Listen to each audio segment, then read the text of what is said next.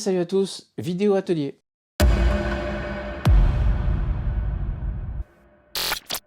De retour de la journée portes ouvertes du Bois de Rose, la journée RC Mag d'avril 2024, je me faisais la remarque que je faisais assez peu de retours d'explications sur mes véhicules, mes tests, les pannes, etc. C'est donc ce que je vais faire aujourd'hui, d'autant plus que j'ai fait pas mal d'essais et j'ai des choses à vous montrer.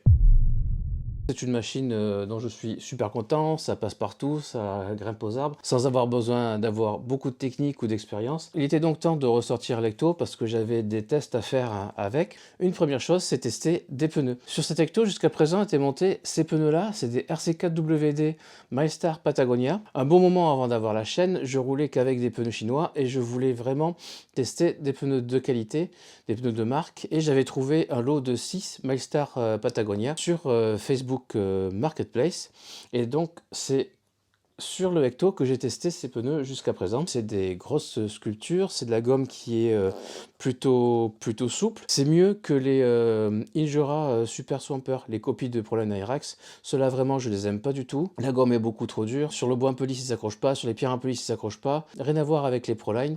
C'est le même dessin mais pas du tout la même gomme. Et je veux pas non plus mettre 60 € dans deux pneus de crawler parce que je trouve que c'est abusé. Je pense qu'on peut avoir des choses bien pour moins cher. Sur le terrain, j'ai pas trop su voir si vraiment ces pneus étaient super top. Ils sont nettement mieux que les Injora, ça y a pas de souci. Mais j'ai un peu de mal à déterminer le terrain idéal en fait pour ce type de sculpture. Je trouve très peu d'infos dessus et je trouve que d'une manière générale sur les pneus crawler, à moins de vraiment bien t'y connaître en fait, personne t'explique quel pneu est fait pour quoi en fait. Et encore plus sur des marques exotiques comme ça, où vraiment quand tu veux l'acheter sur un site, il y a le nom du pneu, le prix, dimension, et encore si la dimension t'es content, et démerde-toi. J'ai ensuite tenté les J-Concept Rupture, probablement des copies, puisque 20 €, 20-25 € les 4 sur AliExpress, quand on voit que les originaux sont plutôt à 2 ou 3 fois ce prix-là, quand tu les reçois, c'est que vraiment, ils sont dans le package, ils sont collés les uns aux autres, tu sens que la gomme, elle est bien collante, et tu te dis qu'il y a de bonnes chances qu'il soit vraiment satisfaisant sur le terrain. Et en effet, sur la pierre, vraiment très bien, super content. Et à ma grande surprise, alors que tu vois, les crampons, ils sont vraiment très peu prononcés, on dirait vraiment du pneu plus de crawler que de scale crawler. Bah, ils s'en sont bien sortis sur la terre, même lorsqu'elle est un peu meuble ou qu'il faut creuser un petit peu.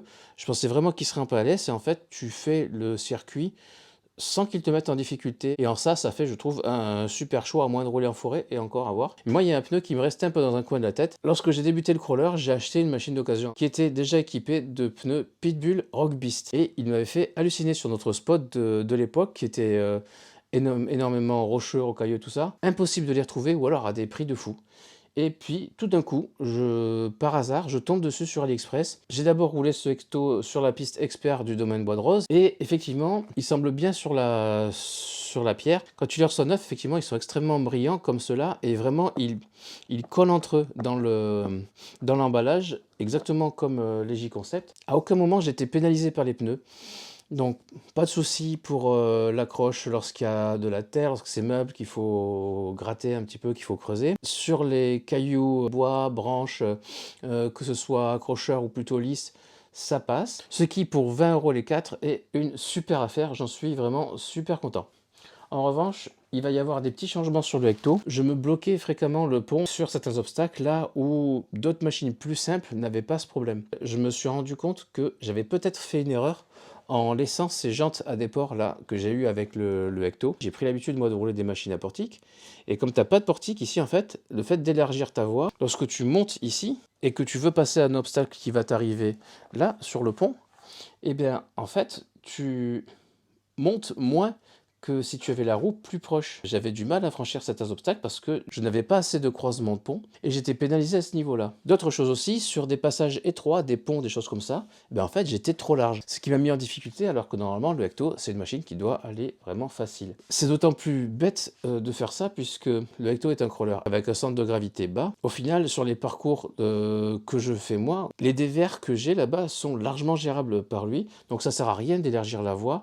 Je vais donc reprendre des jantes comme celle-ci, avec un offset de 1,5 pour resserrer la voie et donc pouvoir passer plus facilement les petits obstacles qui me bloquaient, qui tapaient et qui coinçaient sur le pont. Deuxième chose, je pensais pas le faire, mais finalement, je vais passer le Ecto en fusion pour deux raisons.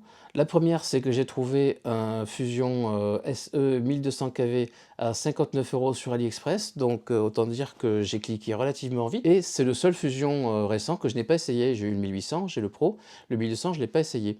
Je vais donc le monter sur le Hecto, ça me permettra de voir la différence un peu avec le 1800, voir est-ce qu'il est vraiment si pénalisant en vitesse de pointe, est-ce que je manquerai de gouache lorsque j'ai besoin de sauter un obstacle plutôt que de grimper lentement. Quand tu as testé un petit peu le Fusion, même si tu as un excellent combo charbon comme c'est le cas ici, j'ai un 1080 et un moteur charbon 550 ou 540, je sais plus, 5 slots. Donc c'est des moteurs charbon vraiment qui ont le plus de couple et qui t'offrent la meilleure progressivité. Reste que lorsque tu avances sur un obstacle et que tu dois mettre une certaine force, même si tu as un excellent combo charbon, à un moment tu as ta gâchette dans une position pour donner une certaine vitesse, une certaine force, mais contrairement aux fusions, il va arriver un moment où il va falloir, pour continuer à monter régulièrement, augmenter la puissance pour pouvoir franchir. Et parfois, ça peut te faire aller beaucoup plus fort que ce que tu veux. Tandis que le Fusion, lorsque tu décides de mettre 2 mm de gâchette, le moteur tourne à la même vitesse, peu importe l'effort qu'il faut mettre en fait pour franchir l'obstacle. Ce qui fait que lorsque j'ai décidé d'avancer à 2 à l'heure, peu importe si je devais devoir franchir un petit obstacle ou un gros obstacle, je ne vais pas avoir besoin de toucher la gâchette, c'est lui qui va gérer la patate qu'il faut mettre pour maintenir le régime. Et ça, c'est quelque chose qui, je trouve déjà très agréable et qui m'a manqué dans des conditions délicates où je voulais tenter vraiment des franchissements un petit peu chauds pour m'amuser. Je vais donc tester le Fusion sur le Hecto. Un gros investissement, mais au niveau la cote de plaisir est vraiment très élevée en ce qui me concerne, j'en suis super content. Le mois dernier, j'ai inauguré avec lui la piste expert du domaine Bois de Rose. Le tracé est vraiment tendu par endroits, donc c'est bien, il y a un petit peu de changement par rapport à la piste habituelle, un petit peu de difficulté, donc cette force à monter ton niveau. Sur la piste classique que j'ai testée ce mois-ci, la machine franchement, il m'a régalé, je me suis vraiment plaisir. C'est vraiment utile avec lui de pouvoir jouer des diffs, bloquer et débloquer, pour gagner du rayon de braquage et hop, les rebloquer dès que tu as besoin de passer un endroit un petit peu chaud. Sur la piste classique, ces pneus suffisent amplement. Donc comme je pensais lorsque je l'ai reçu et que je l'ai vu neuf, je ne me faisais pas d'illusions. La peinture mat, le mat en général se peint par l'extérieur et ça se confirme. Tu es obligé sur ces parcours de frotter des cailloux à droite, à gauche, des fois tu fais des chutes. Et effectivement, la peinture en a pris pour son grade. Tu vois que c'est rayé, c'est comme ça. Hein. Ça n'empêche pas de rester magnifique, mais voilà, il est marqué. Et sur les ailes, là également, même chose. Là, c'est vraiment un 6.6 qui me convainc alors que j'étais pas chaud pour ce type de machine. Je suis vraiment ravi. L'électro-Traxxas, franchement, ça pourrait être pire. Surtout vu le poids de la machine, ça pourrait être pire que ça. Mais voilà, j'ai un Fusion Pro 2300 kV, comme lui la boîte 2, je suis bien curieux de voir ce que ça peut donner la boîte 2 avec tous ces kV. Et il faut quand même, je pense, le meilleur Fusion pour emmener la machine la plus lourde. On a vu que lui, il consommait quand même pas mal, donc à voir si, avec un peu de chance, en brushless, il devrait consommer un petit peu moins. Franchement, au niveau équilibre et tout, il m'a toujours autant bluffé. Je suis ravi de cette machine. C'est vraiment la top machine pour avoir vraiment deux crawlers très différents. Ah oui, au fait, j'ai repris un sledge. À l'occasion d'une vidéo pour le 1er avril avec RC Max, j'avais ressorti mon X-Max, vidéo qui a eu un succès inattendu, elle a super bien marché, et 99% des retours ont été extrêmement positifs, donc ça c'est super cool. Ça montre qu'il n'y a pas que des coincés du cul dans la RC, et qu'il y a des gens qui savent avoir de l'humour et se détendre. J'en ai donc profité également moi pour rouler mon X-Max, qui est la première fois depuis le Val d'Argent de l'année dernière qu'il sortait, et c'est vrai que chaque fois que je ressors cette machine, c'est un régal, et j'ai retrouvé ce même plaisir, cette même douceur, cette souplesse de Traxxas lorsque j'essaie le Max Slash avec Hervé de RSRC Modélisme. Alors autant j'ai du mal à être convaincu par la machine dans son ensemble. Bon, j'aime les short courses, j'aime Traxxas, donc le mix se fait plutôt bien. Pas au point de déclencher l'achat. Par contre, j'avais essayé le Tekken Team Magic, pareil que j'avais bien aimé, mais il manquait là aussi un petit quelque chose. Et le mix de ces petits quelque chose qui manquait à ces deux machines, il est ici. Un Truggy Traxxas. Ça faisait un petit moment que ça me trottait de reprendre un Truggy. J'avais vendu mon sledge un petit peu à regret. Et donc suite à ces deux essais-là, je me suis décidé à chercher un sledge que j'ai donc trouvé sur le Bon Coin. Je remercie au passage RC Kubiak qui m'a cédé à un prix super sympa sa carrosserie incassable Alsace de sledge. Il faudra juste que je lui rende son arceau parce qu'il l'a oublié dans sa carreau. Malheureusement, le plaisir n'a pas été à son comble. La première faute incombe au cerveau d'origine. Il avait déjà été remplacé sur mon précédent Sledge par un Connect, alors, les Connect qui avait d'ailleurs fini par casser, mais bref. Donc là j'ai choisi de laisser le cerveau d'origine pour voir un petit peu ce que ça donnait, puisqu'il a la réputation d'être hyper lent. Et sur le circuit, ça a été une horreur. C'est pas qu'il est lent, c'est qu'il faut amorcer ton virage genre 3-4 mètres avant le virage pour tourner à temps. Au début, j'avais l'impression qu'il braquait pas, alors que je trouvais que c'était un truggy qui braquait aussi bien que le talion, qui était aussi agile, aussi plaisant à conduire. Et là, j'avais l'impression de retrouver un Kraton, un truc qui tournait pas. Il fait vraiment que je ralentisse, que je passe sur un filet de gaz, comme tu conduis un Monster. C'est pas du tout le comportement que j'avais, moi, que je me souvenais du Sledge. Et je me suis rendu compte, en fait, que c'était bien le cerveau qui me cassait les pieds. Et le plaisir, de toute façon, n'est pas allé jusqu'au bout, puisque... Mais donc, côté gauche, je te montre le droit, j'ai en fait l'axe, là, qui a un pas de vis et donc un écrou, qui est pété au niveau du pas de vis. Ce qui fait qu'il est sorti et les portes-fusées se déboîtent. Alors comme je n'ai pas vérifié la machine avant de rouler, j'ai vérifié juste le point de défaut que je connaissais, c'était les biellettes de triangle derrière qui se dévissaient. Donc ça c'était checké. Par contre j'ai pas fait un tour complet de la machine. Vu que j'ai pas pris gros pet, je pense que c'est le précédent propriétaire qui avait cette pièce cassée. Et comme tant qu'elle glisse pas, ça tient, donc tu t'en rends pas compte. Ceci dit, voilà, ben moi j'ai pas voulu insister, je vais commander un nouvel axe et puis basta quoi. Donc du coup, j'ai pas pu tester les roues de Truggy. J'ai aussi roulé le Mojave, mais là, rien de spécial à dire, c'est le Mojave, je l'adore, il est toujours aussi bien. J'ai mis la carreau Pro Body que j'avais acheté à Kubiak. J'avais acheté 2 carreaux à Kubiak pour mon précédent Mojave. Il y avait une carreau rouge et une carreau ABS carbone, truc bizarre là, que j'ai revendu du coup avec le précédent Mojave. Et donc ce Mojave là, qui est mon ancien Mojave, encore d'avant, que j'ai vendu à Poptoy, qu'il roule plus, qu'il voulait vendre et que j'ai racheté du coup parce que le Mojave me manquait. J'avais donc une carreau d'avance pour lui, donc c'est parfait. Je continue les tests du petit buggy indice HRC Neox Dirt Striker. Toujours aussi sympa à rouler. Franchement, je m'attendais à ce que ce soit une purge pour moi de rouler cette machine parce que du 1/10 pour les débutants,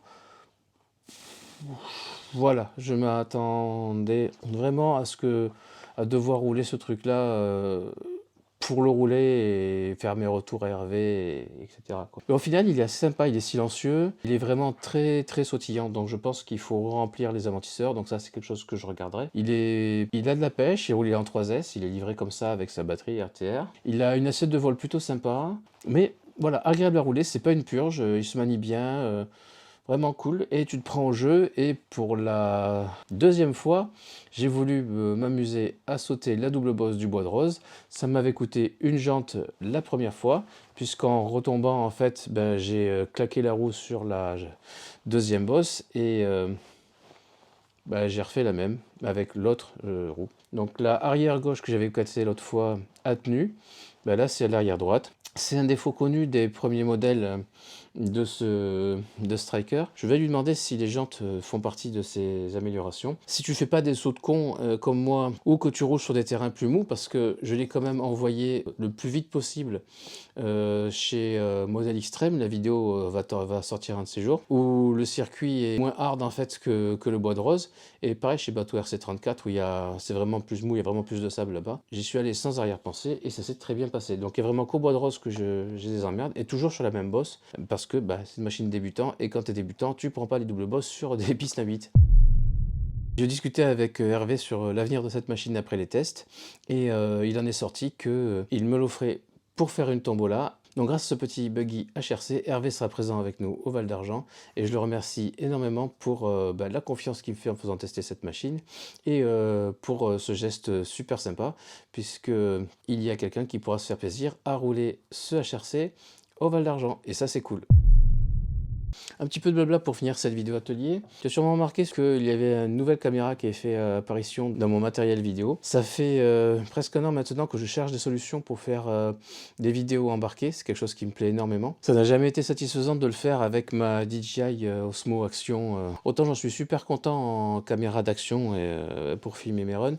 Par contre, elle est trop lourde pour de l'embarquer. J'ai donc attendu le temps qu'il faut, trouvé la bonne occasion sur le bon coin, et je me suis pris une Insta360 Go 2 en 64 Go. Donc c'est une toute petite caméra qui se met dans un boîtier de charge. Un boîtier qui peut aussi servir de trépied, tu vois, là comme ça, et tu la poses, et ça peut la recharger. Elle a une toute petite autonomie, comme elle est minuscule, donc tu peux pas forcément faire des runs entiers, mais par contre, elle a un truc super sympa, c'est que elle est extrêmement légère, et elle tient avec un aimant, donc pour du crawler, avec cet outil magique, ce support magique qu'a fait Insta360. Alors, ça s'appelle Insta360, c'est le nom de la marque, parce qu'ils font beaucoup de caméras 360, mais tu as bien vu qu'il n'y a qu'un seul objectif, c'est une caméra 180 tout court, c'est une demi 360 en fait. Et ce truc-là, il est fantastique parce qu'en fait, quand tu retires ce cache, tu te retrouves avec ça qui ressemble à du double face. C'est des espèces de micro ventouses et ça tient vachement bien.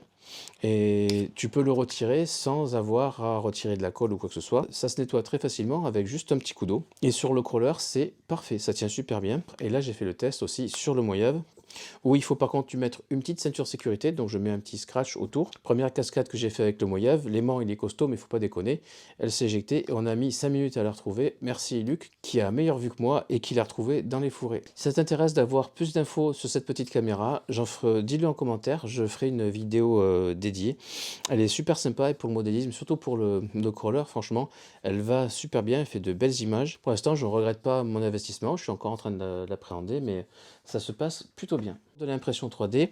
Donc merci à Rémi de m'avoir fait confiance, qui m'a demandé donc de lui imprimer des renforts de pare-choc pour X-Max. Donc ça c'est le modèle avant. Donc TPU rempli à 100%, donc bien balèze, mais tout en étant souple, donc il fera bien le job. Et pour le coup, il m'en a pris aussi des arrières, donc 2 de chaque. Et à mon avis, là, il est tranquille pour un moment. Je les ai sur mon X-Max, je les ai sur mon Moyave, et pour l'instant, je ne suis pas arrivé à en défoncer un. J'espère qu'il en sera tout aussi content que moi. Comme lui aussi, il a un petit bousier, ben, j'ai relancé une petite production de mini-touilles à l'échelle pour le bousier. Il est tard, je parle fort, et les gens essaient de dormir. J'arrête là. Allez, ciao!